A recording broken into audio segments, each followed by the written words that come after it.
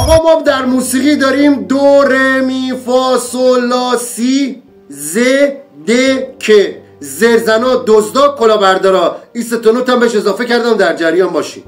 زرزنا کسایی که فقط زر میزنن، یعنی تو زندگی خودشون هیچ کاری نکردن، حالا که تو پا نهادی به عرصه زیبای موسیقی، زر زدن های اینا شروع میشه. آله تو هیچی نمیشی، صدای خوبی نداری، ول کن، اسه چیه، این کارا چیه میکنی، بیفت دنبال یه کار خوب. بابا من خیلی کسا رو سراغ دارم در دنیا از طریق موسیقی، خوانندگی و هنر مولتی میلیاردر شدن. چرا اونا رو نمیبینی؟ فقط دوست داری زر بزنی که دنیای بچه رو خراب بکنی. اصلا به یه آدمای زرزن گوش نکن، فقط کارت انجام بده. یه نوت دیگه اضافه کردم به نام د. دزدا.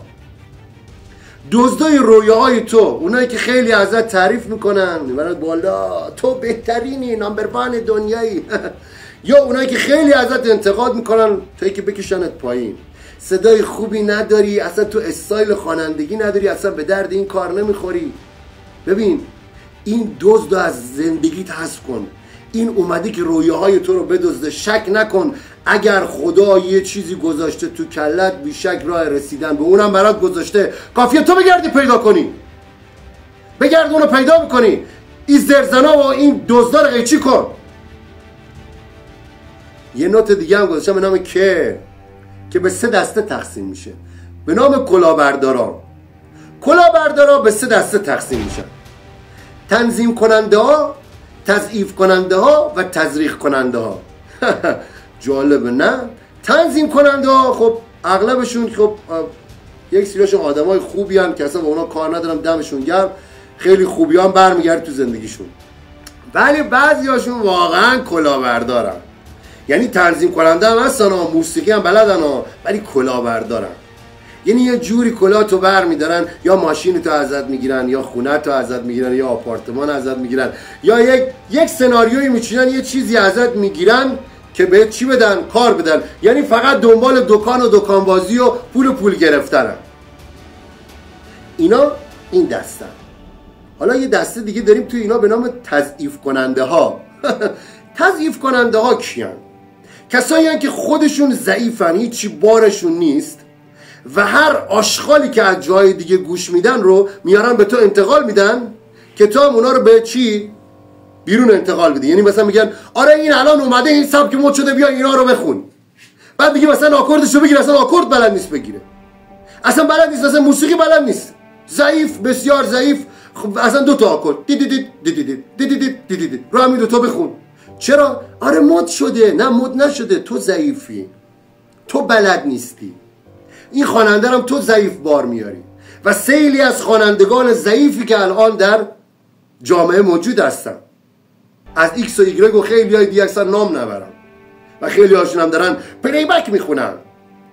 آره بعد میکروفون مثلا طرف میره عقب، میبینی صدا عوض بده. چرا؟ چون این رفته سراغ یکی از همین تضعیف کننده ها. نقفر بعدیشون کیه؟ تزریق کننده ها. تزریق کننده ها کارشون چیه؟ تزریق کننده ها یواش یواش کارشون رو انجام میدن.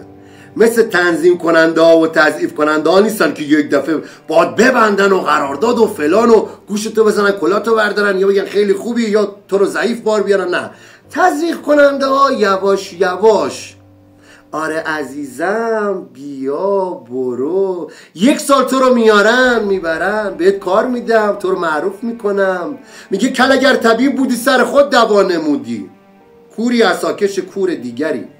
خب تو اگر میتونستی کاری بکنی برای خواننده‌های قبلی میکردی. تو اگه میخواستی کسی رو معروف بکنی خودتو معروف میکردی. جز بچهای همسایه تو کسی دیگه تو رو نمیشناسه. حالا گیرم که بشناسه. چیکار کردی برای اونا؟ اونا رو آروم آروم درست کردی. از این 3 دسته آدم به شدت فاصله بگیر. اونی که هی تو رو میبره میاره، اونی که باید ازت یا آپارتمان یا خونه میخواد، اونی که قراردادای چرت و پرت باید مینویسه، اونی که خودش ضعیفه.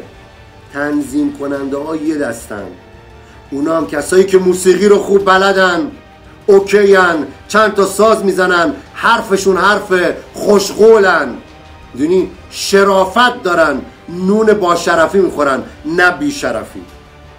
از این دست آدمای منفی به شدت دوری کن و آهنربای زندگی تو جذب این سری تنظیم کننده ها و این سری آدمهایی بکن که زرزن و دزد و کلاهبردار و تضعیف کننده و تزریق کننده نباشن.